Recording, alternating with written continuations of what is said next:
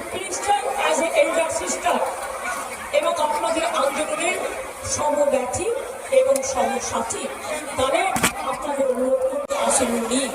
কিন্তু তা সত্ত্বেও আমি এসেছি, তার কারণ আমি মনে করি আপনাদের কাছে আসা মানে এটা নিজেকে ছোট করা নয়, এটা নিজেকে বড় করা। তাই আপনাদের আমার আবেদন করবো, আপনারা বসুন, আপনারা আলোচনা করুন, পরে সিদ্ধান্ত নিন। আমার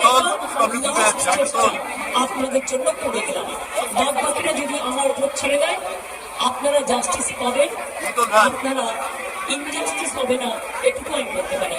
অনেক ধন্যবাদ, নমস্কার এবং আপনাদের সকলকে